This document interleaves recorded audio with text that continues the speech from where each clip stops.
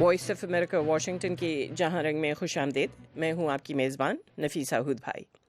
ہم جہاں رنگ ہارٹ آف ایشیا کانفرنس کی خبر سے شروع کریں گے جو پاک بھارت کشیدگی کم کرنے میں پہلا قدم کہلایا جا رہا ہے. آگے چل کر ہم افغانستان کے ساتھ پاکستان کا نیا تنازع، پاکستانی میڈیا کے لیے دشوار ترین حالات اور آخر میں 2016 کے امریکی انتخابات میں پیش رفت پر بات کریں گے. اور اس پہلے موضوع پر بات کرنے کے لیے اس وقت ہمارے ساتھ ہیں ایک ماہر، بلکہ فارن پالیسی کے ماہر سنگین شاہ، جو کنگز کالج یو کے میں پڑھاتے ہیں، لیکن اتفاق سے اس وقت وہ وزیرستان میں ہیں. اور ان کے ساتھ ہیں پاکستان کی افغانستان میں سابق سفیر رستم شاہ محمد. ہم سب سے پہلے آپ کو یہ جو کانفرنس ہوئی ہے ہارٹ آف ایشیا کانفرنس، اس کے حوالے سے اب سے تھوڑی دیر پہلے ایک پریس بریفنگ دی گئی پاکستان کے دفتر خارجہ کی طرف سے. یہ رپورٹ پیش کر رہے ہیں محمد اشتیاق.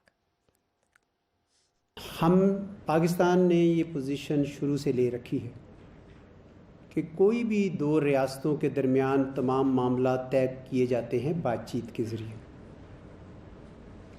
اور معاملات کتنے بھی مشکل کیوں نہ ہوں ان کا حل بہرحال بات چیت سے ہی ممکن ہے.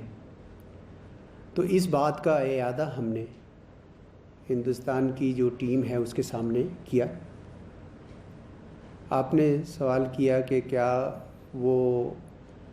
انہوں نے کوئی تاریخ دی یا کوئی آنے کا کہا. انہوں نے بھی یہ کہا کہ وہ بھی ڈائیلاگ کی افادیت سے انکاری نہیں، وہ سمجھتے ہیں کہ اس کی بہت اہمیت ہے، لیکن انہوں نے کوئی تاریخ اپنے دورے کی نہیں دی. 9 دسمبر 2015 کو اسلام آباد میں یہ طے ہوا تھا کہ دونوں ملک کمپریہنسو بائی لیٹرل ڈائیلاگ شروع کریں گے، جس کے نتیجے میں اس سے اگلے مہینے یعنی جنوری میں ہندوستان کے خارجہ سیکرٹری نے پاکستان تشریف لانا تھا، لیکن وہ ابھی تک دورہ جو ہے وہ نہیں پہنچ پایا تکمیل تک. تو ہندوستانی حکومت جب بھی فیصلہ کرے گی ہم ان کو خوش آمدید کہیں گے. کلبھشن یادیو کے بارے میں جس طرح ہماری اس اسٹیٹمنٹ میں بھی آپ دیکھیں گے، ایک تو ہم نے اس بات پر گہری تشویش کا اظہار کیا کہ ہندوستان کی جو ایجنسی رو ہے وہ پاکستان میں اس قسم کی تخریبی سرگرمیوں میں ملوث ہے، اور دوسرا یہ کہ اس کا ایک آفیسر، سرونگ آفیسر، پاکستان میں غیر قانونی طریقے سے داخل ہوا اور اس نے بہت ساری اس قسم کی سرگرمیوں کا اعتراف کیا. تو ہم نے یہ باقاعدہ یہ معاملہ ان کے ساتھ اٹھایا کہ اگر دونوں ملکوں کو اپنے تعلقات بہتر کرنے ہیں، معاملات کو آگے بڑھانا ہے، تو اس قسم کی جو کارروائیاں ہیں اور جو سرگرمیاں ہیں وہ درست نہیں، ٹھیک نہیں، اور ان کو بند ہونا چاہیے. آپ میں سے کسی نے شاید کونسلر ایکسس کی بات کی تھی، تو وہ جی، تو آپ نے یہ بیان سنا پاکستان کے دفتر خارجہ کے ترجمان کا. اور بنیادی طور پہ ہم ابتدا کرتے ہیں سنگین شاہ سے، جو کنگز کالج یو کے میں پڑھاتے ہیں. سنگین شاہ، آپ کو خوش آمدید. جی سنگین شاہ. جی شکریہ. میں کس طرح پتہ چلوں کہ میں وہاں پڑھاتا نہیں، میں وہاں پہ ریسرچ کرتا ہوں. اچھا. اس کے علاوہ آپ نے جو اس کانفرنس کے بارے میں اسی کانفرنس کے حوالے سے میں جو آپ سے سوال پوچھنا چاہوں گی وہ یہ ہے کہ آپ جانتے ہیں کہ کل یہ ہارٹ آف ایشیا کانفرنس ہوئی نئی دہلی میں، اور سمجھا یہ جا رہا ہے کہ پاکستان اور بھارت کے درمیان ٹیمپریچر کو کم کرنے کے لیے یہ کی گئی، لیکن ہم بھی جانتے ہیں کہ افغانستان کے ساتھ پاکستان کی کوئی تلخی بھی ہے اس وقت. آپ کیا سمجھتے ہیں، کیونکہ آپ بھی جانتے ہیں پاک بھارت تعلقات کتنے اہم ہوتے ہیں پوری ریجن میں استحکام لانے کے لیے، تو کیا اس میٹنگ کے نتیجے میں پاکستان اور افغانستان کے درمیان جو اس وقت ٹینشن ہے، اس میں اس کو کم کرنے میں کوئی مدد ملے گی؟ जी, जहाँ तक अफगानिस्तान और पाकिस्तान के बीच में जो टेंशन है उसके पीछे इंडिया और पाकिस्तान की जो टेंशन है वो कार फरमा है। अफगानिस्तान का मसला बजाते खुद कोई मसला नहीं है। अफगानिस्तान में इंडिया और पाकिस्तान के मफादात जो हैं वो लड़ रहे हैं और उन मफादात की वजह से अफगानिस्तान का मसला बन के उभरा है। अब इन मफादात में अगर देखा जाए कि पाकिस्तान का क्या मफाद है अफगानिस्तान में, पाकिस्तान अपनी मगरब में एक ऐसा मुल्क चाहता है कि जो पाकिस्तान के साथ उसकी जो सरहद है वो एक पुरअमन सरहद रहे और वो एक ऐसी हुकूमत अफगानिस्तान में हो जो कि पाकिस्तान की तरफ कोई ऐसे अज़ाइम ना रखें जिससे पाकिस्तान में सेपरेटिज्म बढ़े या मिलिटेंसी बढ़े या पाकिस्तान के अपने अंदरूनी हालात पे उनका असर हो। आपको अगर मैं एक बात बताता चलूं कि पाकिस्तान में 40% से ज्यादा अवाम जो रहते हैं वो एथनिकली अफगान हैं। जितने पठान रहते हैं, जितने बलोची हैं, वो एथनिकली अफगान हैं। अगर जो पठान पाकिस्तान में अपनी जमीन खरीदता है तो जमीन में उसकी कौम अफगान लिखी जाती है। तो अगर हम ये कहें कि पाकिस्तान और अफगानिस्तान के बीच का जो ताल्लुक है ये एक रस्मी सा ताल्लुक है, बिल्कुल गलत बात होगी। हम उसको जो अंग्रेजी में कहते हैं we are joined eight hip, जो कि अभी ओबामा साहब ने भी यही एक इस्तिलाह इस्तेमाल की थी। अफगानिस्तान में जब अमन होगा पाकिस्तान में अमन होगा, जब अफगानिस्तान में जंग होगी पाकिस्तान में उसके असरात लाज़मन आएंगे। अब इसमें इंडिया के साथ इंडिया के क्या मफादात हैं? इंडिया ने इसको एक चिप की तरह हमेशा इस्तेमाल किया है पाकिस्तान को डिस्टेबलाइज करने के लिए। अफगानिस्तान के हमेशा ऐसे कुछ अंदेशे रहे हैं पाकिस्तान की तरफ और उनके कुछ ऐसे मुतालबात रहे हैं पाकिस्तान की तरफ कि जो कि अगर उनको पाकिस्तान और अफगानिस्तान आपस में बैठकर तय करना चाहें तय कर भी सकते हैं, मगर उन अंदेशों को और उन अफगानिस्तान के उन डिमांड्स को इंडिया ने हमेशा एक्सप्लॉइट किया है और पाकिस्तान के लिए ऐसे हालात क्रिएट किए हैं कि जिससे पाकिस्तान को अफगानिस्तान के अंदर मुख्तलिफ कार्रवाइयाँ करनी पड़ी और मुख्तलिफ ग्रुपों का साथ देना पड़ा ना चाहते हुए भी। इंडिया का कोई ऐसा डायरेक्ट कोई ऐसा इंडिया के ऊपर असर नहीं पड़ता क्योंकि उनकी 1 इंच की भी सरहद उनके पास अफगानिस्तान के साथ नहीं मिलती। हाँ, ये हो सकता है कि अफगानिस्तान में अगर ऐसे ग्रुप बैठे हों कि जो कि इंडिया के अंदर कार्रवाई करें तो बेशक इंडिया पे इसका असर पड़ेगा और इंडिया बिल्कुल हक पर जानिब है ये डिमांड करने में कि ऐसे मुल्कों ऐसे ग्रुपों को अफगानिस्तान में जगह ना दी जाए। जी संगीन शान, आप हमारे साथ रहें। हम इसी हवाले से इस वक्त रुस्तम शाह महमद की तरफ जाते हैं। मोहम्मद साहब, आपने भी ये बातें सुनी? जी रुस्तम शाह महमद। जी मैं सुन रहा हूँ जी। अच्छा जी, तो मैं आज तो आज अफ़गानिस्तान ने कहा है और वहाँ के जो हाई पीस काउंसिल हैं उन्होंने जो इस वक्त डेलीगेशन आया हुआ है तालिबान का पाकिस्तान के अंदर, उससे लाताल्लुकी का इजहार किया है। आप जानते हैं कि पीर को अशरफ गनी ने जिस तरह के इल्ज़ामात लगाए पाकिस्तान पर कि हक्कानी नेटवर्क को जगह दी जा रही है और जो कशीदगी इस वक्त अफ़गानिस्तान में है इसके पीछे पाकिस्तान का हाथ है। आप क्या देखते हैं कि ये जो इस वक्त मीटिंग हुई है पाकिस्तान और भारत के बीच, इसकी वजह से अफ़गानिस्तान में किसी हद तक जो है वो टेम्परेचर कम होगा? इसका कोई असर नहीं होगा। ये पाकिस्तान और हिंदुस्तान के ताल्लुकात या कन्फ्रंटेशन या जो आपस की हॉस्टिलिटी है या कभी कभी जो बातचीत होती है, कभी लड़ाई होती है, ये तो 70 साल पुरानी बात है और इनके अंदर अपने मसाइल हैं। कश्मीर का मसला है, सियाचिन का मसला है, पानी का मसला है और मसाइल हैं। और ये 2 बड़े मुल्क हैं, दोनों न्यूक्लियर पावर हैं और एक इंडियन ओशन में, रेगियन सी में भी और यहाँ पर भी, बॉर्डर पर भी ये इनका जो कन्फ्रंटेशन है ये चल रहा है और उसका असर हिंदुस्तान और पाकिस्तान के लोगों पे इसलिए पड़ रहा है कि वसाइल जो है वो डिफेंस की तरफ चले जाते हैं और जो सोशल इकोनॉमिक इमेंसिपेशन की बातें हम करते हैं वो अधूरी रह जाती हैं। क्योंकि जो दिल्ली में जो मीटिंग हुई इसको हम एक ब्रेक थ्रू नहीं कह सकते। एक मीटिंग हुई है, एक कॉन्टेक्ट हुआ है, लेकिन माजी में भी ऐसे कॉन्टेक्ट वक्तन फवक्तन होते रहे या बैनुल-अक़वामी कॉन्फ्रेंसेस में साइड लाइन पे दोनों मिलते रहे। लेकिन प्रॉब्लम ये है कि अब जो कलभूषण यादव का जो वाक़ा है ये बड़ा रीसेंट है اور اس کا ایک ضروری ڈائمینشن یہ ہے کہ وہ ایک سرونگ آفیسر تھا. پاکستان والوں کے لیے لمحہ فکریہ یہ ہے کہ 16 سال تک یا 15 سال تک وہ یہاں پہ رہا اور اس کو کسی نے پکڑا نہیں. تو یہاں پہ بھی کچھ دیکھنے کی ضرورت ہے, لیکن اس کے ساتھ ساتھ ہندوستان سے بھی پوچھنے کی ضرورت ہے کہ سرونگ آفیسرز کو یا کسی اور کو آپ پاکستان کو ڈیسٹیبلائز کرنے کے لیے کس بنیاد سے کیوں کر رہے ہیں. پھر ہندوستان والے بات کرتے ہیں بامبے کی اور پٹھان کوٹ کی, اور اس لیے یہ بڑے گمبھیر مسائل ہیں. وہ ہمارے خلاف بات کرتے ہیں, ہم ان کی بات کرتے ہیں. میرے خیال میں جب تک ایک بنیادی جی رستم شاہ محمد کی لائن ڈسکنیکٹ ہو گئی, ان کو ہم دوبارہ لیتے ہیں. لیکن سنگین شاہ آپ سے باتوں کا سلسلہ جاری رکھتے ہیں.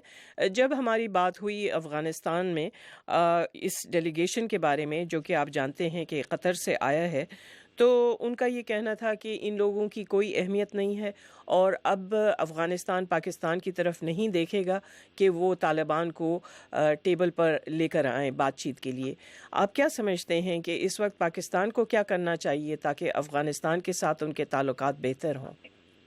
جہاں تک اس کیچ 22 کی سچویشن ہے, ایک طرف پاکستان ایک یہ پاکستان سے توقع رکھنا کہ پاکستان کے ہاتھ میں کوئی ایک بٹن ہے کہ وہ جب دبا دے گا تو طالبان ایک سائڈ پہ مڑ جائیں گے, اگر وہ بٹن انہوں نے دوسری سائڈ پہ دبا دیا تو طالبان دوسری سائڈ پہ مڑ جائیں گے. پاکستان کے پاس کوئی طالبان کا ریموٹ کنٹرول نہیں ہے, یہ ایک پہلی بات ہوگی.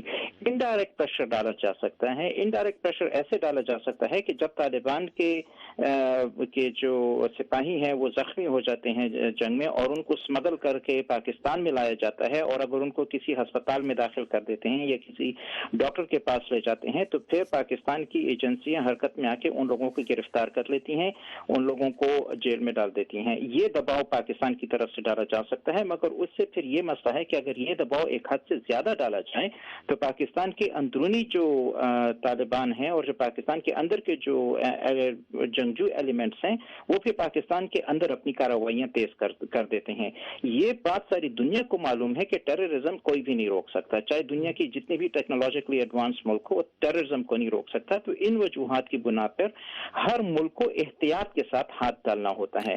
وہ ہمیشہ کاسٹ بینیفٹ انالیسس کرتے ہیں اور یہ دیکھتے ہیں کہ اگر ہم کسی گروپ کے اوپر بہت سختی سے ہاتھ ڈالیں تو اس کے ریپریکاشنز کیا ہوں گے. اب اگر پاکستان افغان طالبان کو, جن کے پاکستان میں لوگ دل سے قدر بھی کرتے ہیں اور بہت ساری عزت بھی ہے بہت سارے طبقات میں پاکستان میں, اگر ان کے اوپر بہت سختی سے ہاتھ ڈالیں, جو ابھی جو پاکستان آرمی نے جو فتوحات حاصل کی ہیں پاکستان کے اندر طالبان کے خلاف, یہ ریورس ہو سکتی ہیں, یہ رول بیک ہو سکتی ہیں. عوام کا جو ایک دماغ بن چکا ہے اور ایک عوام میں جو ایک کنسنسس آ گیا ہے پاکستان کے اندر طالبان کے خلاف کارروائیوں کو, وہ کنسنسس ڈیمیج ہو سکتا ہے. تو اس لیے پاکستان جو ہے کوئی ریموٹ کنٹرول دبا کر ادھر ادھر کی کارروائیاں نہیں کر سکتا.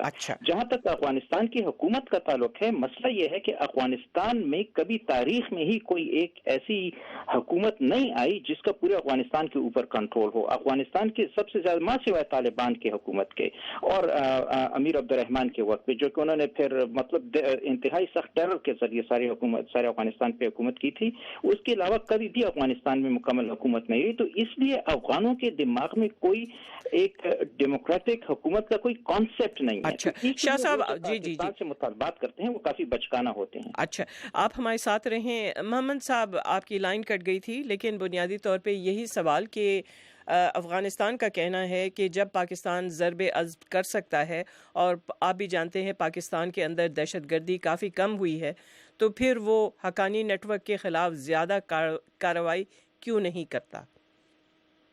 دیکھیے, پاکستان آرمی نے کامیابی حاصل کی ہے, اس میں کوئی شک نہیں ہے, اور وہ واقعات وہ اگر پہلے 100 تھے تو اب 10% رہ گئے ہیں. لیکن جہاں تک حقانی نیٹ ورک کی بات ہے, آپ دیکھیں حقانی نیٹ ورک کا کون ہے آرٹسٹ. جو سراج حقانی ہے ان کا لیڈر, وہ وہاں پہ خوست میں بیٹھا ہوا ہے جو افغانستان میں ہے. جو حقانی صاحب کا بیٹا تھا نصیر حقانی, 2 سال پہلے وہ مارا گیا اسلام آباد میں. جو ان کے چھوٹے بیٹے ہیں ان سے بھی چھوٹے بیٹے ہیں وہ جو ہیں وہ یہی ان کا جنگ کے ساتھ جہاد کے ساتھ لڑائی کے ساتھ کوئی سروکار نہیں ہے. وہ پاکستان میں پھرتے رہتے ہیں لیکن وہ کوئی سیاسی رول ملٹری رول ان کا کوئی نہیں ہے. اب وہ لوگ خوست میں آپریٹ کر رہے ہیں, پکتیا میں اور پکتی کا یہ 3 صوبوں میں آپریٹ کر رہے ہیں. لیکن ان سے یہ پوچھنا چاہیے کہ پاکستان فوج نے 1150 چیک پوسٹ بنائے ہیں, ان کے مقابلے میں انہوں نے بارڈر پہ 150 چیک پوسٹ بنائے ہیں.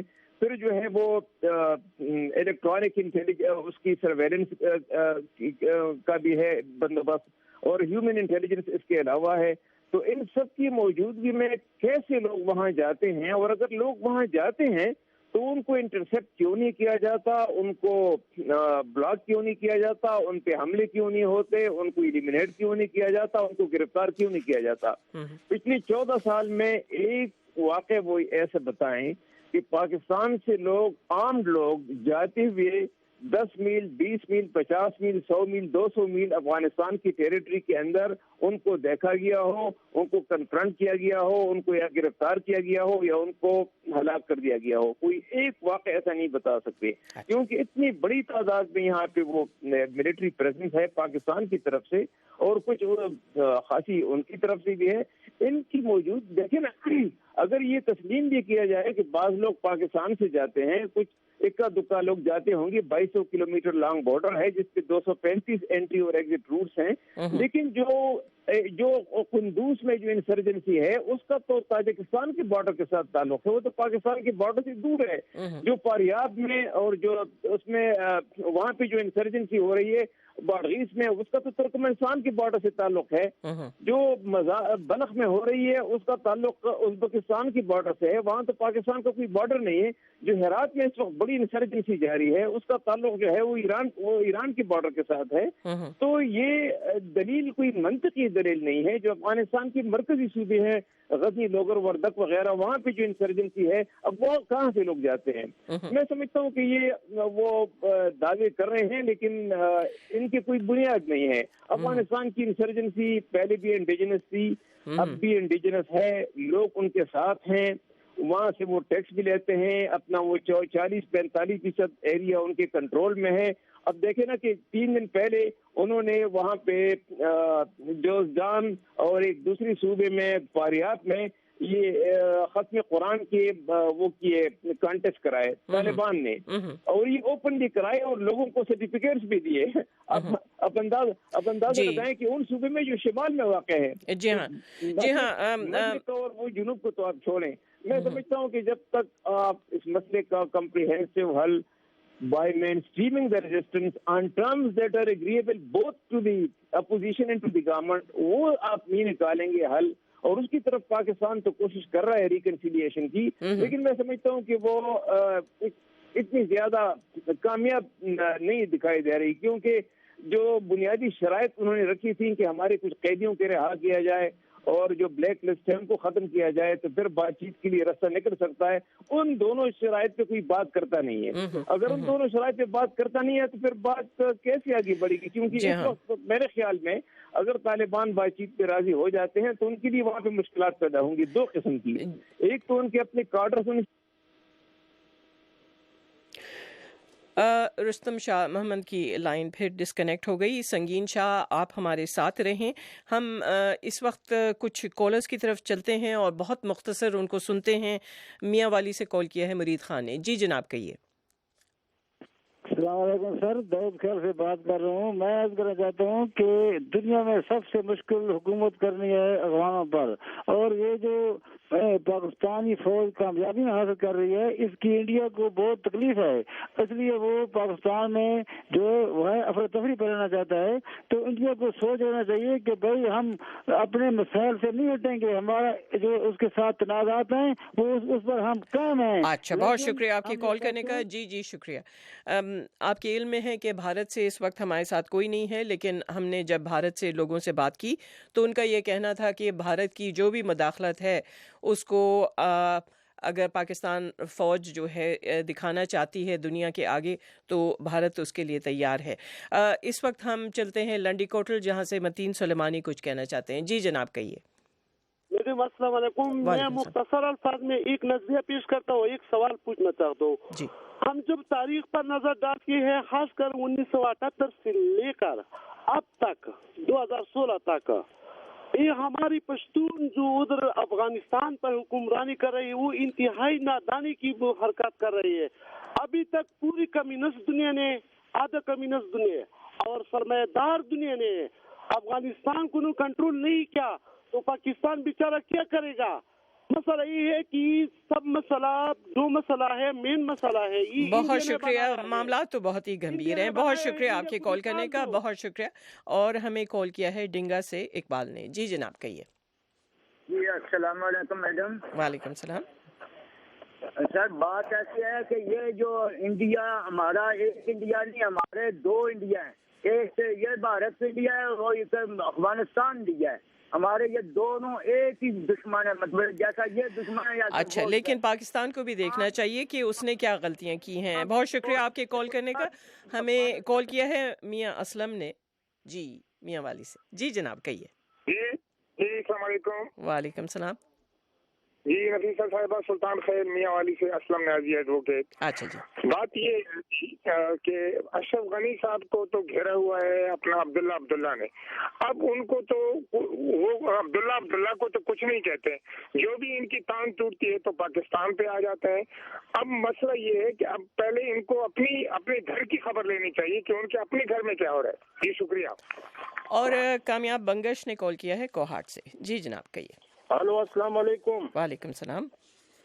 कोहाट से कामयाब बंगश बोल रहा हूँ। मेरा अर्ज ये है कि अफगानिस्तान हो या हिंदुस्तान हो, उनकी हुकूमतें बाख्तियार हैं, उनके पास फौज भी हैं और फौजें हैं, तो वो खुद अपने मुल्कों में कंट्रोल करे। पाकिस्तान ने कोई ठेका तो नहीं उठा रखा है कि उनके मुल्क में कोई भी दहशतगर्दी हो तो उसकी जिम्मेवारी पाकिस्तान पर लगा देते हैं। अच्छा, बहुत शुक्रिया आपके कॉल करने का, बहुत शुक्रिया।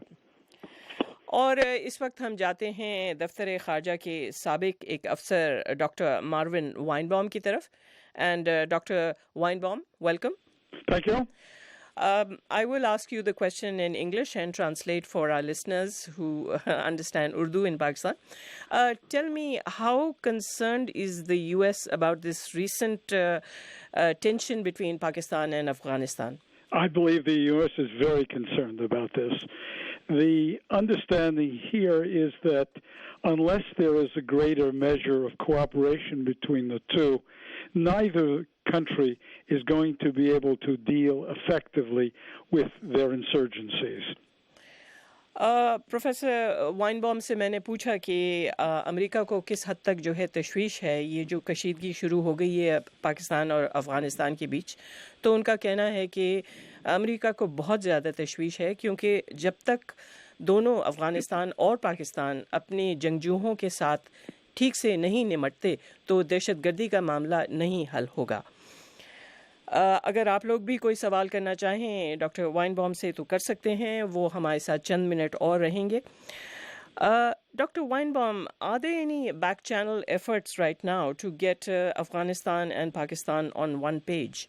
Well, there have been quiet efforts here to try to, well, at least to encourage both sides to lower the rhetoric and to not let the relationship, which had gotten to the point where there was some promise here, both militarily and politically, of working together, not to let that completely die because of the consequences here for both countries.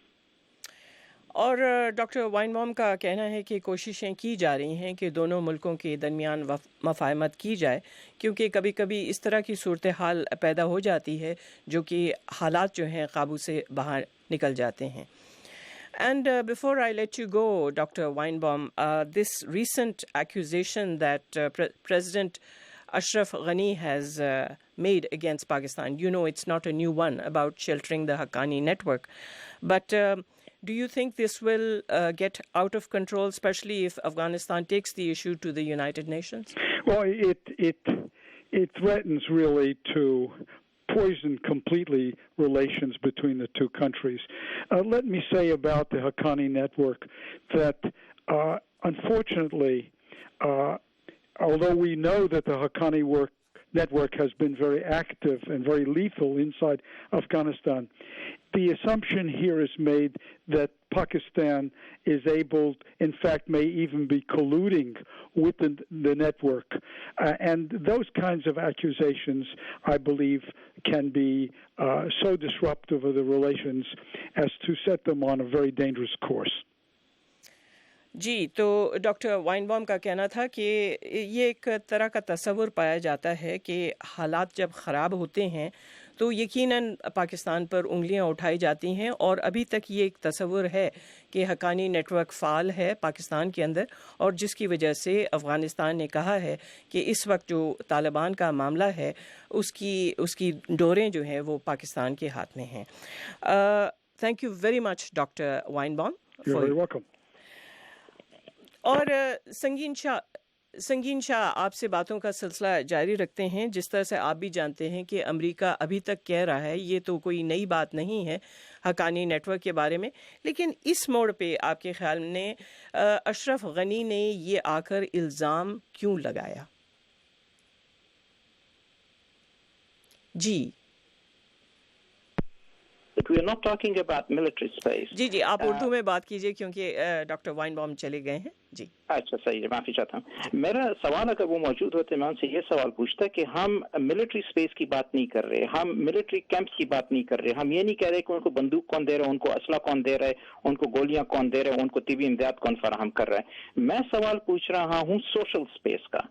अवाम ने उनको क्यों अपने अंदर जगह दी है? और मेरा मकसद जो है ये, जिसको आप इस्लाम में हक्कानी नेटवर्क कहते हैं, मैं इनको तालिबान ही कहूंगा, क्योंकि वो जनाब अमीरुल मोमिनीन के दूसरे और तीसरे नंबर के ऊपर वो लगे हुए हैं. हम उनको कैसे कह सकते हैं कि एक अलग टोला है? वो एक तालिबान का मुकम्मल हिस्सा है और तालिबान की आला सतह तक उनकी रसाई है और उनके अहकामात के साथ काम हो रहा है. तो तालिबान के इस हिस्से को, जो कि साउथ वजीरिस्तान या नॉर्थ वजीरिस्तान के इलाकों में है, इनको सोशल स्पेस किस वजह से मिली? उनको सोशल स्पेस सिर्फ एक वजह से मिली, वो ये थी कि अफगानिस्तान की अपनी हुकूमत की करप्शन इस हद तक पहुंच गई कि उसके अपने अवाम उनसे नाला हो गए, और जब उनके अपने अवाम उनसे नाला हुए तो फिर उन्होंने तालिबान का रुख किया. क्योंकि सन 2004 और सन 2005 और सन 2003 में कोई अफगानिस्तान के अंदर इंसर्जेंसी नहीं थी. उसके बाद इंसर्जेंसी क्यों शुरू हुई? क्योंकि अफगानिस्तान की अपनी हुकूमत के हालात के करतूत इतने बुरे थे. अच्छा, तालिबान को किसने बनाया था? ये सिरा भी लोग लाके पाकिस्तान के सिरे पे बांध देते हैं कि तालिबान को पाकिस्तान ने बनाया था. ये मुल्ला उमर तो तालिबान के बनने से बहुत पहले पैदा हो गया था. ये अफगानिस्तान के अंदर ये जो खाना जंगी हो रही थी, और उस खाना जंगी में जरदाद किस्म के जो वॉर लॉर्ड थे और उनकी जो दरिंदगी वो कर रहे थे, जो कि जरदाद अभी यहाँ पे बरतानिया में अरेस्ट हुआ है, उसकी जो दरिंदगी हो रही थी कि उनकी वजह से लोगों ने तालिबान की तरह के ग्रुप की तरफ रुख किया. तो अफगान हुकूमत सिर्फ अपने आप को ये देखे कि उनकी अपनी करतूत क्या है, वो अपने घर को सही कर लें, तो किसी भी ग्रुप को कहीं भी सोशल स्पेस नहीं मिलेगी. और अगर किसी ग्रुप को सोशल स्पेस नहीं मिलती तो मिलिट्री स्पेस आप उनको जितनी भी दे दें वो कोई सी कारआमद नहीं होती. आप कंदूज के सकूत को देख लें, कंदूज को तालिबान ने कैसे पकड़ा. एक तरफ पे ANA की चौकी है, दूसरी तरफ पे ANP अफगान नेशनल आर्मी की चौकी है, दूसरी तरफ अफगान नेशनल पुलिस की चौकी है, और इन यही दो सड़कें हैं कंदूज के अंदर आने में, और इनमें से तालिबान आगे और उन्होंने कंदूज का शहर पकड़ लिया. क्यों पकड़ा उन्होंने? कि वो एक एक करके, दो करके, पांच करके टोलियों में वो अंदर आते गए और उनको कंदूज के अंदर घरों में पनाह मिली, उनको असला मिला, उनको गोला बारूद मिला. जी, संगीन शाह, जाहिर है मामला तो बहुत ही कॉम्प्लेक्स हैं, और जाहिर है इसमें अफगानिस्तान का तो दोष है. इस वक्त हमारे साथ अफगानिस्तान से कोई नहीं है जो आपको जवाब दे सके. हम कुछ कॉल्स लेते हैं. लंडी कोटल से हमें कॉल किया है शहबाज हुसैन ने. जी जनाब, कहिए. सदाम सलमानी बोल रहा हूँ. अच्छा, आपने अभी तो कॉल किया था. हमें गुलामुल्लाह ने कॉल किया है सरगोदा से. जी जनाब. मैं ये कहना चाहता हूँ कि अफगानिस्तान के ऊपर 9/11 के बाद पाकिस्तान ने हमला तो नहीं किया था, अमेरिका ने हमला किया था, जिसने लाखों लोगों को जाने जाए किए हैं. पाकिस्तान के ऊपर बार बार ऐसे इल्जाम लगाया जा रहा है. पाकिस्तान ने तो उल्टा अमेरिका की मदद की थी, तो इतने जाने पाकिस्तान ने जो है ना उसके अपनी जंग नहीं थी, और अमेरिका की जंग में इतनी जाने जाए की हैं. جی ہاں ابھی تک خوش نہیں ہے. جی ہاں، لیکن پاکستان صرف اس وقت جو ہے بھارت اور افغانستان پر الزامات لگا رہا ہے. سوال یہ پیدا ہوتا ہے کہ وہ کیا کر رہا ہے اپنے حالات کو بہتر کرنے کے لیے. اس موڑ پہ ہم شکریہ ادا کرتے ہیں ہمارے ساتھی کنگز کالج میں محقق سنگین شاہ جو اس وقت پاکستان میں ہیں. بہت شکریہ آپ کی شرکت کا، اور ہماری طرف سے خدا حافظ. اس کے بعد ایک بریک لیتے ہیں. گلوبل ایشوز پر دو ٹوک بات. ملیہ صاحبہ، کیا اس کی وجہ اسلاموفوبیا ہے؟ کیا یورپ خوفزدہ ہے؟ دنیا بھر سے ماہرین کی رائے. جب ان کو مہاجرین کا سامنا کرنا پڑا تو انہوں نے کہا ہاں ہم مہاجرین کو لینے کو تیار ہیں، لیکن مسلمان مہاجرین کو لینے کو تیار نہیں ہیں. Cooperation with countries like Pakistan, which we're already partnering with in this fight against terrorism. کہ پاکستان کا پورا فوکس صرف یہ ہے کہ بھارت پاکستان کو جنگ مسلط نہ کر سکے. غیر جانبدار بحث. کہ ریمنڈ ڈیوس کا واقعہ ہوا پاکستان کے اندر، کہاں تھی عدالتیں، کہاں تھی آزاد ہے کہ ہماری عدالتیں، کیا یہ عدالتوں کا فیصلہ تھا؟ پاکستان میں دیکھیں ایک تو کلچر ہے سائلنس کا، اور خاص طور پہ جہاں پہ سیکشول ابیوز یا کوئی بھی چیز اس موضوع سے جس کا تعلق. Independence avenue, Washington D C سے محمد عاطف کے ساتھ.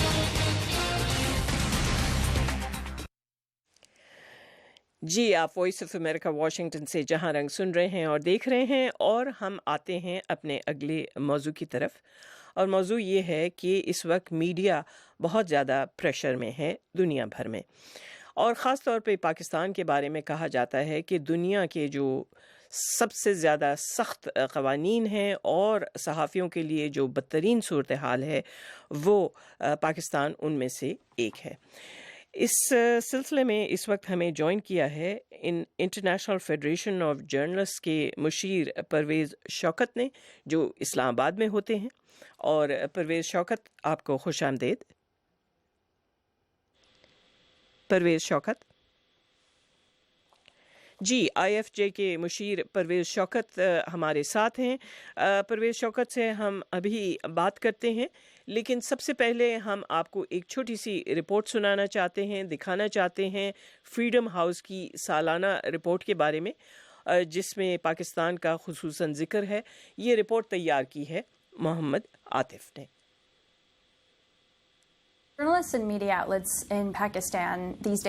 صحافیوں اور صحافتی اداروں کو گزشتہ ایک سال میں ہر طرف سے دھمکیوں اور تشدد کا سامنا کرنا پڑا ہے.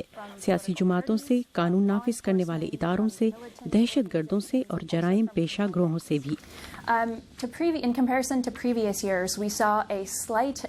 گزشتہ سال کے مقابلے میں ہم نے صحافیوں کے لیے حالات میں معمولی بہتری دیکھی ہے.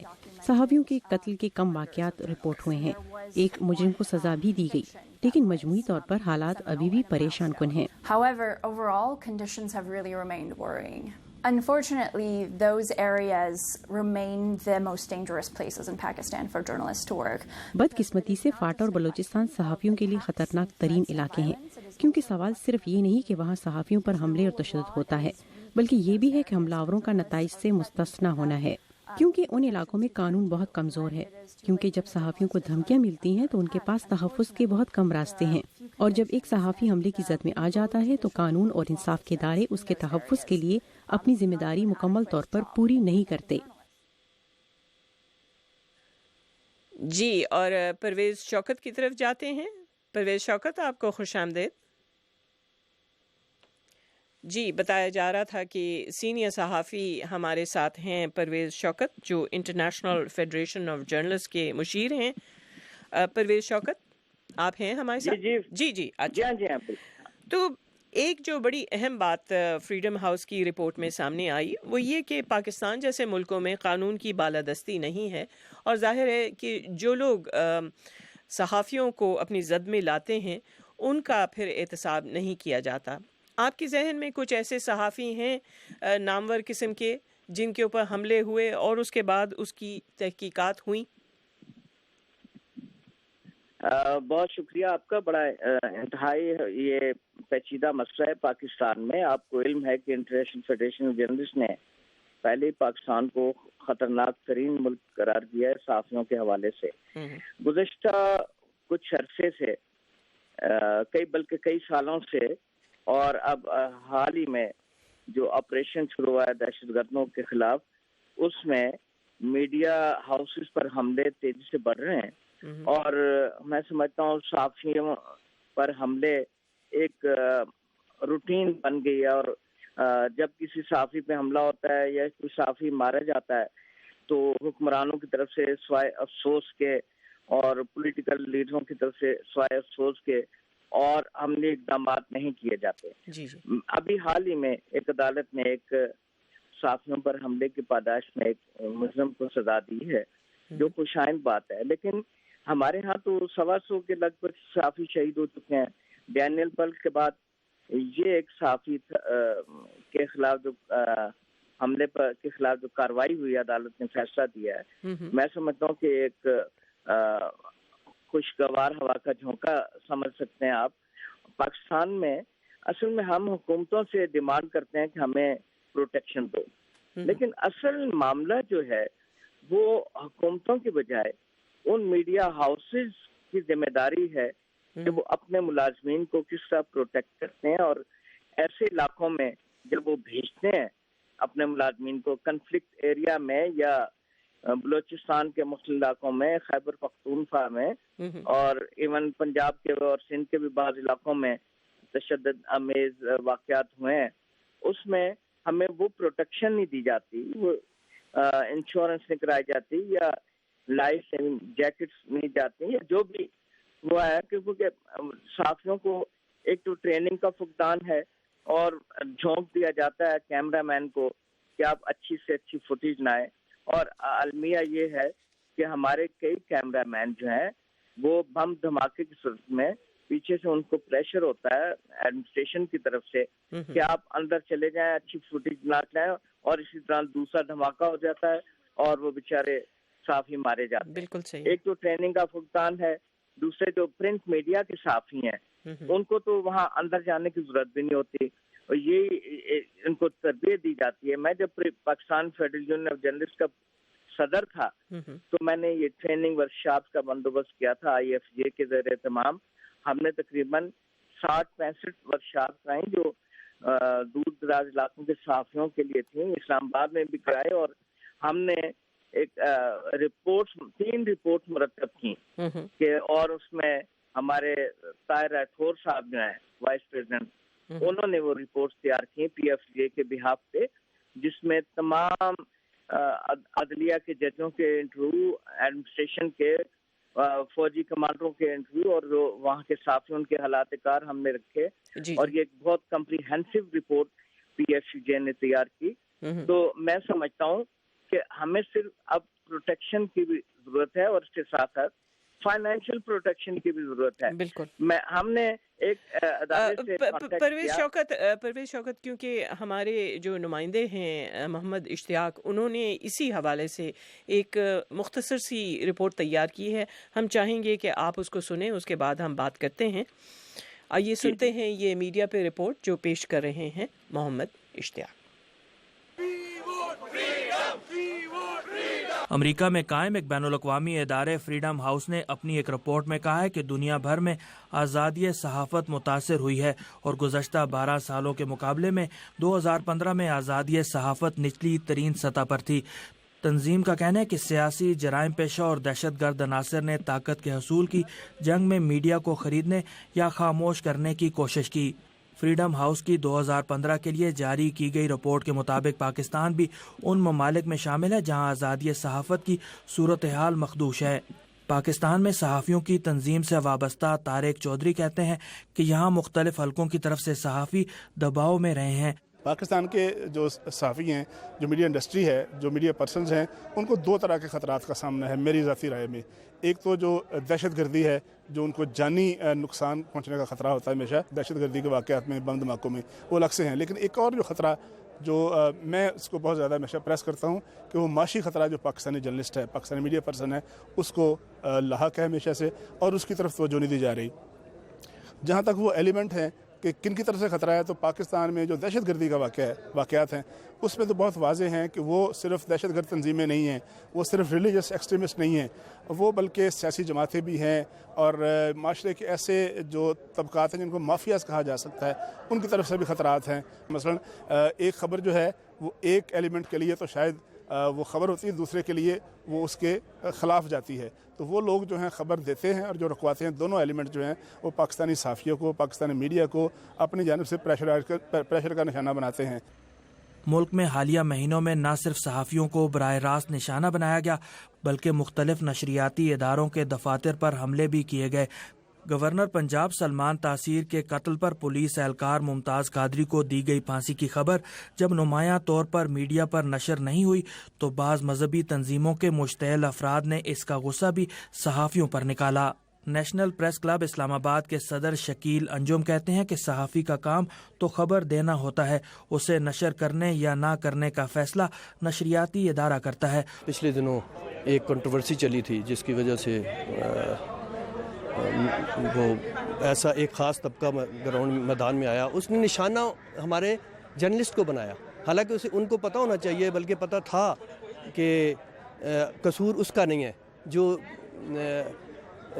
فلم بندی کر رہا ہے، جو اس میدان میں آیا ہوا ہے، جو اپنی ڈیوٹی پوری کر رہا ہے۔ چلانا نہ چلانا، اس خبر کو چلانا نہ چلانا وہ مالکان کا اور ان کی ذمہ داری ہے، اس بیچارے کا تو کوئی ہے ہی نہیں، یہ تو ورکر ہے۔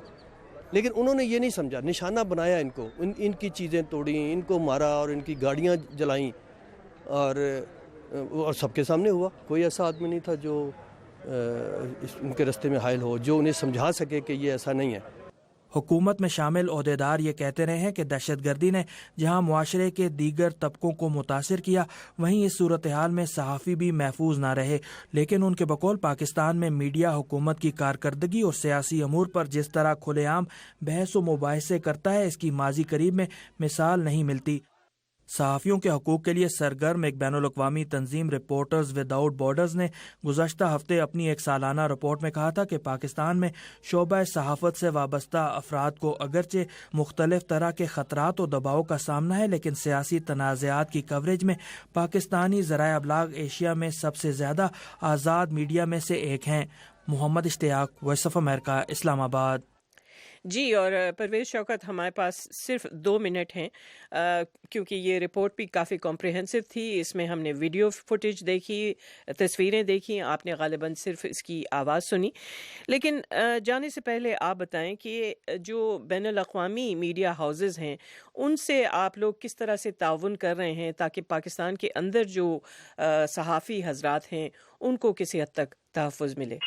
دیکھیں، ہمارے لیے جو ہے وہ چاہے ملکی ہوں یا غیر ملکی، وہ صحافی ہیں۔ ہمارے غیر ملکی صحافی بھی ہمارے پریس کلبوں کے ممبر ہیں، ہماری یونینز میں بھی وہ ان کے ممبر ہیں۔ ہم اسی طرح ان کے لک آفٹر کرتے ہیں جیسے اپنے پاکستانی صحافیوں کا۔ اصل میں مسئلہ یہ ہے کہ تھوڑا سا ایتھکس سے ہم بھی ہٹ گئے ہیں۔ میں معذرت کے ساتھ کہوں گا کہ کچھ ہمارے صحافی لوگ جو ہیں وہ ایتھکس سے ہٹ کے بھی خبریں دیتے ہیں، اور ایتھکس یہ کہتے ہیں کہ کسی کی پگڑی نہ اچھالیں، اور اس کے پیچھے بھی میڈیا اونرز کا بھی ہاتھ ہوتا ہے، تو وہ خبر چلوا دیتے ہیں اور پھر ریئیکشن اس صحافی کے خلاف ہوتا ہے۔ تو میں سمجھتا ہوں کہ قانون سب کے لیے برابر ہے، اور قانون چاہے صحافی ہو، فوجی ہو، جج ہو یا سیاستدان ہو، سب کو اس پہ امپلیمنٹ کرنا چاہیے۔ تو ہم نے تو ایک رپورٹ مرتب کی تھی، ہم نے ایتھکس کے لیے گورنمنٹ کو ایک دیا تھا کہ کوڈ آف ایتھکس تیار کیا جائے، لیکن مجھے افسوس ہے کہ مالکان اس پہ ایگری نہیں کرتے۔ حکومت بھی چاہتی تھی، لیکن اب کچھ قائمہ کمیٹی کے اجلاسوں میں یہ بات ڈسکس ہوتی ہے اور سیریس ڈسکس ہو رہی ہے کہ کوڈ آف ایتھکس بنایا جائے۔ ہم تو پی ایف جے تو اس کے لیے تیار ہے، اور پی ایف جے نے اپنا ایک مسودہ بھی ہینڈ اوور کیا تھا اے پی این ایس کے پریزیڈنٹ اس وقت کے، اور جو ان کا پی ڈی ہے ان کو۔ میں سمجھتا ہوں کہ ہمیں ٹریننگ کا ہونا چاہیے، ٹریننگ کا فقدان ہے پاکستان میں۔ ینگ جرنلسٹ جو آتے ہیں، جو ماس کمیونیکیشن کر کے ان کو ٹریننگ دی جاتی ہے، ان کو مائک دے دیا، تھما دیا جاتا ہے، بالکل صحیح کہہ رہے ہیں۔ بالکل صحیح کہہ رہے ہیں. اور ہر شخص جو ہے وہ بغیر ٹریننگ کے سمجھتا ہے کہ وہ صحافی ہے, جبکہ اس میں کس حد تک ٹریننگ انوالوڈ ہے. بہت شکریہ. ہمارے ساتھ انٹرنیشنل فیڈریشن آف جرنلسٹ کے مشیر پرویز شوکت, آپ کی شرکت کا شکریہ, اور ہماری طرف سے خدا حافظ. اس کے بعد ایک بریک لیتے ہیں. گلوبل ایشوز پر دو ٹوک بات. ملیہ صاحبہ, کیا اس کی وجہ اسلامو فوبیا ہے؟ کیا یورپ خوفزدہ ہے؟ دنیا بھر سے ماہرین کی رائے. جب ان کو مہاجرین کا سامنا کرنا پڑا تو انہوں نے کہا ہاں ہم مہاجرین تو لینے کو تیار ہیں, لیکن مسلمان مہاجرین کو لینے کو تیار نہیں ہیں. Cooperation with countries like Pakistan, which we're already partnering with in this fight against terrorism. کہ پاکستان کا پورا فوکس صرف یہ ہے کہ بھارت پاکستان سے جنگ مسلط نہ کر سکے. غیر جانبدار بحث. ریمنڈ ڈیوس کا واقعہ ہوا پاکستان کے اندر, کہاں تھی عدالتیں, کہاں تھی آزاد ہے کہ ہماری عدالتیں, کیا یہ عدالتوں کا فیصلہ تھا؟ پاکستان میں دیکھیں ایک تو کلچر ہے سائلنس کا, اور خاص طور پہ جہاں پہ سیکشول ابیوز یا کوئی بھی چیز اس موضوع سے اس چیز کا تعلق. Independence avenue, Washington D C سے محمد عاطف کے ساتھ.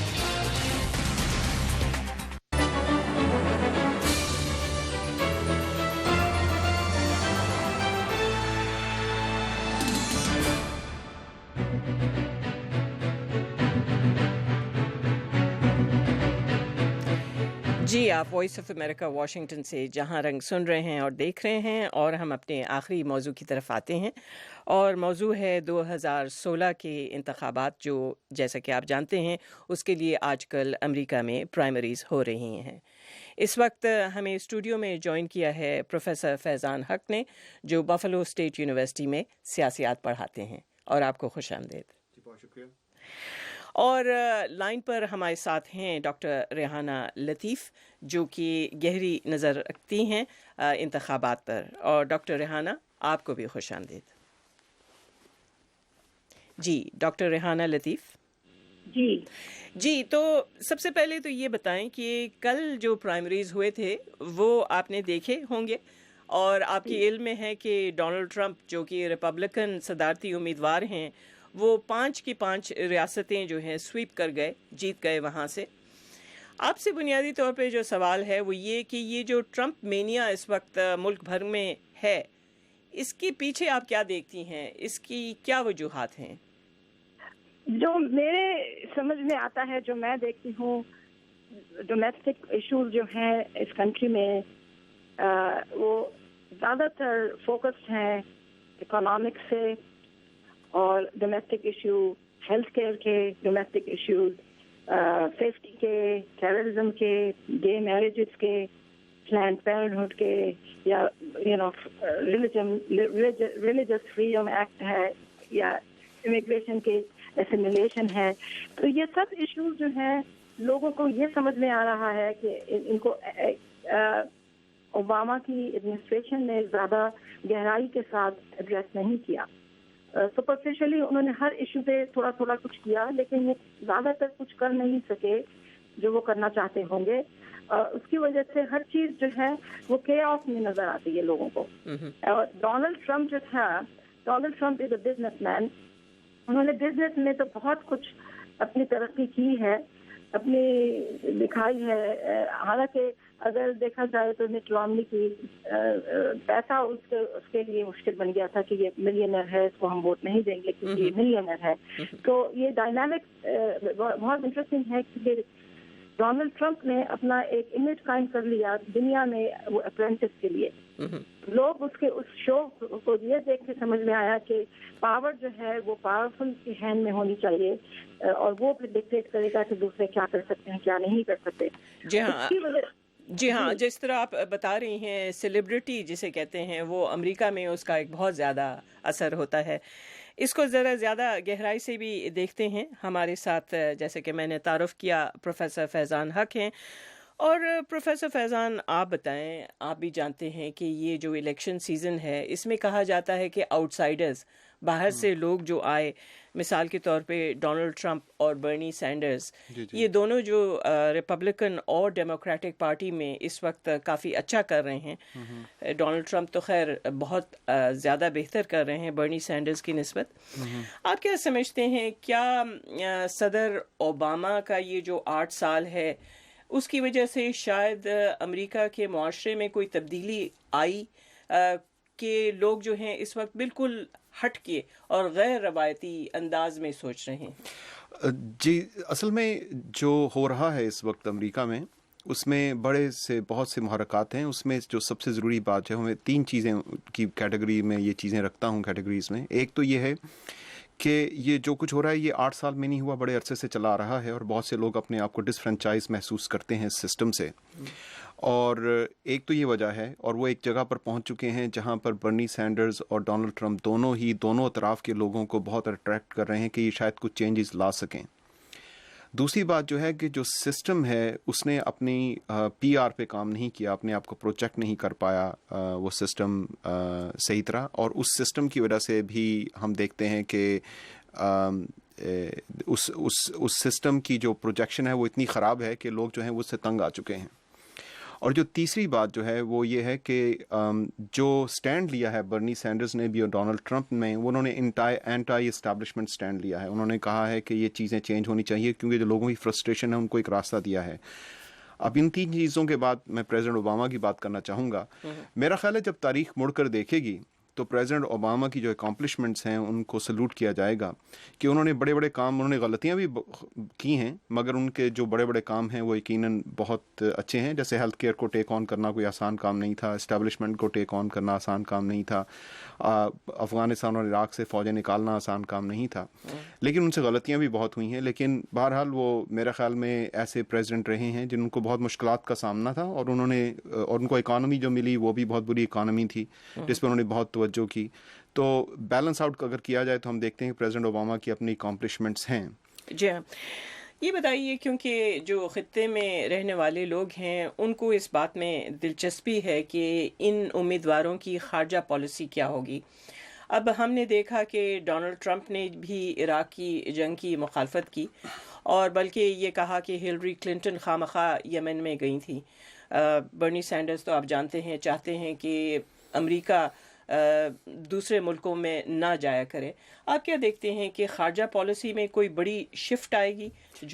جی, میرا خیال ہے کہ خارجہ پالیسی میں تھوڑی سی شفٹ ضرور آئے گی, لیکن امریکہ ایک ایسا ملک ہے, امریکہ سری لنکا نہیں ہے. امریکہ جو ہے وہ ایسا ملک نہیں ہے جس کے شامل ہونے یا نہ ہونے سے فرق نہیں پڑتا. ہم یہ دیکھتے ہیں کہ امریکہ جو ہے اس کے ساتھ بہت زیادہ لوگ اٹیچڈ ہیں, اور آج کل جو بندہ وہ ملک پاورفل ہوگا جو سب سے زیادہ کنیکٹڈ اور نیٹ ورکڈ ہے, کیونکہ افراد کے لیے بھی یہی اصول ہے اور قوموں کے لیے بھی. ایسا کوئی بھی ملک, خاص کر امریکہ جیسا ملک جو ہے, وہ اپنے آپ کو آئسولیٹ رکھ کر اپنے اثر و رسوخ کو قائم نہیں رکھ سکتا, نہ اپنی طاقت کو قائم رکھ سکتا ہے. یہ امریکہ کی ضروریات میں شامل ہے, یہ امریکہ کی وہ تفریحات میں شامل نہیں ہے.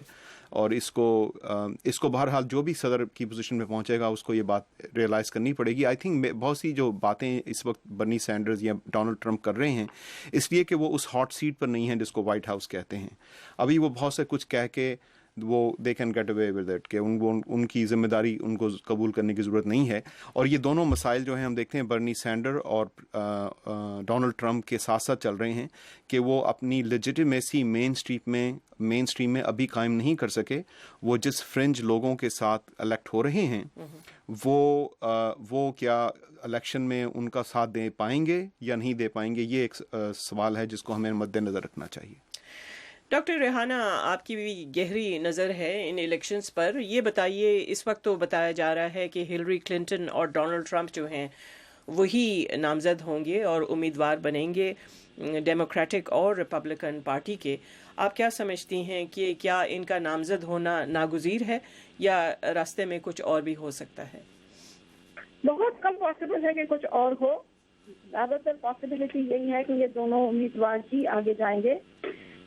یہاں تک کہ کچھ جگہوں پہ یہ تک پریڈکشن ہے کہ ڈونلڈ ٹرمپ جو ہے ہلیری کو بیٹ کر دیں گے، کیونکہ میں کل ایک خبر پڑھ رہی تھی جس میں بہت سے ویوز تھے اور اس میں انہوں نے یہی سب سے زیادہ خبر جو سب لوگ حیران ہیں کہ کیا ہوگا، وہ یہی ہے کہ ڈونلڈ ٹرمپ جیت سکتے ہیں ہلیری کلنٹن کو بھی، کیونکہ بہت سے انڈیپینڈنٹ ووٹرز جو ہیں جو کہ 33 to 43% بناتے ہیں، وہ ڈونلڈ ٹرمپ کی باتوں کو پسند کر رہے ہیں، اس کی اکنامک باتوں کو پسند کر رہے ہیں، اس کی ریلیجیسٹی کو پسند کر رہے ہیں، اس کی اوباما کیئر کو پسند کر رہے ہیں، اس کا اگریشن ٹوورڈز ٹیررزم پسند کر رہے ہیں، جو انہوں نے بہت زیادہ چاہے وہ سیٹ پہ آ کے ہر چیز سے بیک آف ہو جائیں،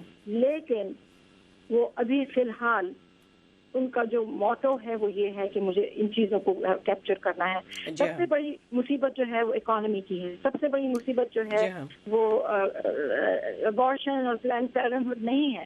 جی ہاں بالکل، لیکن اس کی آڑ میں آپ بھی جانتی ہیں کہ امیگرنٹس کے خلاف، مسلمانوں کے خلاف جس طرح کی باتیں کی گئی ہیں، میں یہی سوال پوچھنا چاہوں گی پروفیسر فیضان سے جو کہ مسلم اسٹڈیز بھی پڑھاتے ہیں۔ پروفیسر فیضان، جسے آپ بھی جانتے ہیں کہ امیدوار جو ہیں اپنے بیس کو زیادہ متحرک کرنے کے لیے ایسی باتیں کرتے ہیں کہ ضروری نہیں ہے کہ جب وہ اقتدار میں آئیں تو اس کو فالو کریں۔ اگر ڈونلڈ ٹرمپ اس وقت مسلمانوں کے خلاف بات کر رہے ہیں، آپ سمجھتے ہیں کہ وہ صدر بن کے بھی ویسے رہیں گے یا تبدیل ہو جائیں گے؟ جب آپ ایسی بات چیت شروع کرتے ہیں، ایسا بیانیہ اختیار کرتے ہیں، تو آپ معاشرے کے ایسے عناصر کو آواز دے رہے ہیں یا آپ ان کو قوت پہنچا رہے ہیں کہ وہ پھر آپ کی پالیسی کا آپ کو کسی نہ کسی صورت تک حصہ بنانا پڑتا ہے، ورنہ وہ جو آپ کی بیس ہے، جیسے آپ نے فرمایا، وہ جو ہے وہ انڈرمائن ہو جاتی ہے یا وہ یہ ہے وہ آپ سے ڈسکنیکٹ ہو جاتی ہے۔ ڈونلڈ ٹرمپ نے جو باتیں کی ہیں اس کی وجہ سے یقیناً وہ بیس جو ہے، جس کو ہم کہتے ہیں کہ جو رائٹ آف دا رائٹ ہے، وہ متحرک ہو گئی ہے، اور ان کی سیٹسفیکشن کے لیے ان کو کچھ نہ کچھ کرنا پڑے گا، اور یہ بات جو ہے ان کے لیے نقصان دہ ثابت ہوگی الیکشنز میں، اس لیے کہ وہ باقی لوگوں تک کیسے پہنچ پائیں گے اور وہ کیسے اپنی آواز کو مین اسٹریم میں لائیں گے، یہ ان کے لیے ایک مشکل بات ہے، اور میرے خیال میں ان کی کیمپین بھی یہ بات محسوس کر رہی ہے۔ اور یہ بتائیں، اس وقت تو ہم کالز نہیں لے رہے ہیں کیونکہ ہمارے پاس وقت بالکل ختم ہو گیا ہے، لیکن کیا پاکستان میں لوگوں کو کوئی تشویش ہونی چاہیے اگر ٹرمپ جیسے الیکٹ ہوں تو؟ پاکستان ایک بڑا ملک ہے، 180 ملین لوگ ہیں، 18 کروڑ لوگ زیادہ ملک ہے، اور وہ ملک ایک نیوکلیئر طاقت ہے۔ کوئی پاکستان کو نظر انداز نہیں کر سکتا، نہ اس کی طاقت کو کم تر کر سکتا ہے۔ پاکستان ایک انتہائی ضروری ملک ہے امریکہ کی فارن پالیسی کے لیے، اور میرا خیال ہے کہ اگر زیادہ تشویش ہونی چاہیے تو مسلمان جو یہاں رہتے ہیں ان کو زیادہ ہونی چاہیے، انہیں پارٹیسپیٹ کرنا چاہیے۔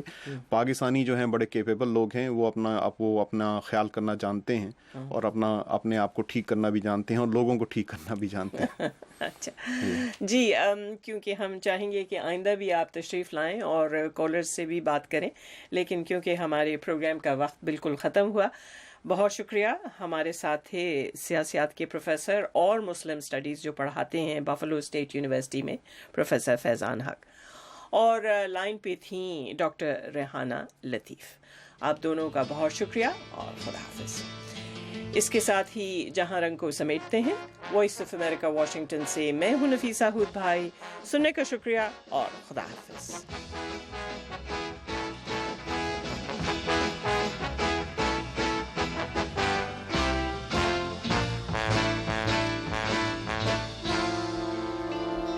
اس پروگرام میں جو نقطۂ نظر پیش کیے گئے وہ خالصتاً ہمارے مہمان شرکا کے تھے، اور وہ وائس آف امریکہ کے موقف یا امریکی حکومت کی پالیسی کی نمائندگی نہیں کرتے۔